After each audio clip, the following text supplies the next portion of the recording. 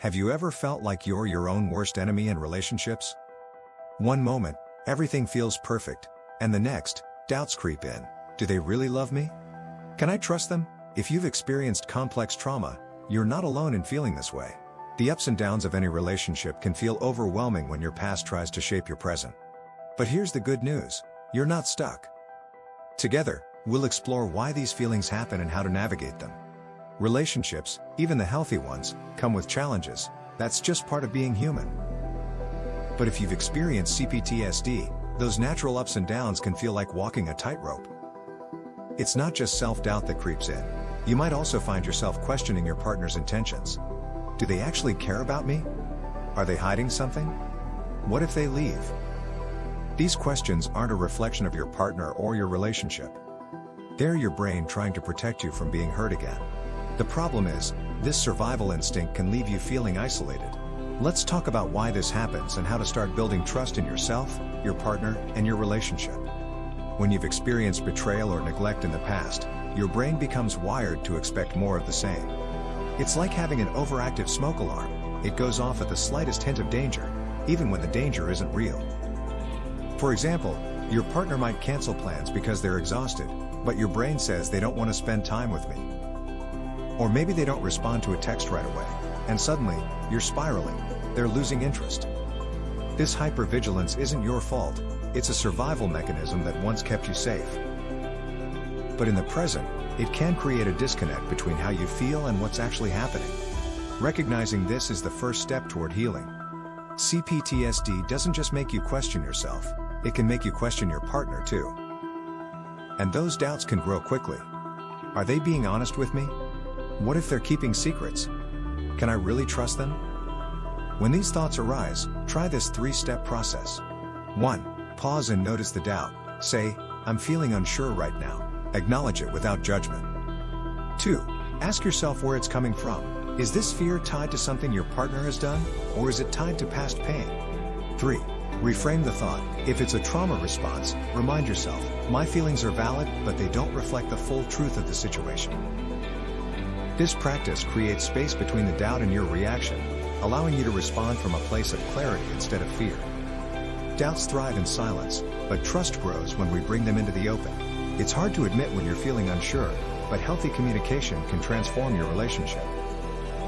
Try saying something like, when you didn't text back, my brain started spiraling. Can we talk about it? Or, I'm feeling insecure today, and I could use some reassurance. The goal isn't to accuse or blame, it's to share your inner world with your partner so they can support you. A healthy partner will listen and work with you to build trust. Over time, these small moments of vulnerability create a foundation of safety and connection. Here's a reminder we all need. Even the healthiest relationships have moments of doubt, miscommunication, and frustration. That's typical. What matters is how you handle those moments. Instead of seeing an argument as the end, view it as an opportunity for growth. Talk through the issue, repair the hurt, and move forward together. For someone with CPTSD, this process might feel especially hard because disconnection can trigger fears of abandonment. But with practice, and a supportive partner, you'll start to see those ups and downs as part of the journey, not a sign that something's wrong. Here's the thing.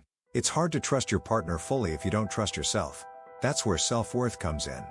When you believe you're lovable and deserving of care, it's easier to accept love from someone else.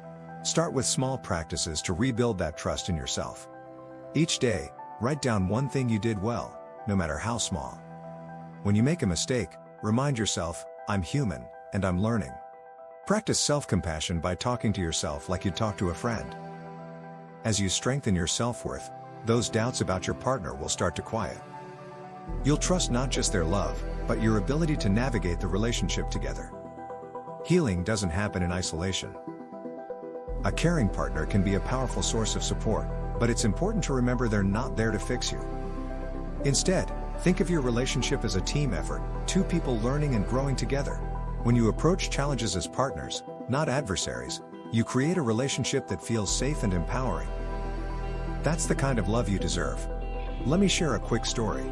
Matt struggled with doubting their partner, often worrying they'd be abandoned like in the past. But instead of letting those fears take over, they started communicating openly. Their partner listened, reassured them, and worked together to find ways to build trust, like check-ins during the day or more intentional quality time. Over time, Chris realized their fears were tied to old wounds, not their current reality. Their relationship became a space of healing and growth for both of them. Doubts don't have to define your relationships. By recognizing where they come from, communicating openly, and building trust in yourself and your partner, you can create a relationship that feels safe, connected, and worth every effort. Healing isn't perfect, but it's absolutely possible, and you're worth it. If this resonated, like and subscribe for more tools on healing and relationships. Share your story in the comments. Your experience could help someone else feel less alone. Let's keep breaking the stigma, one conversation at a time.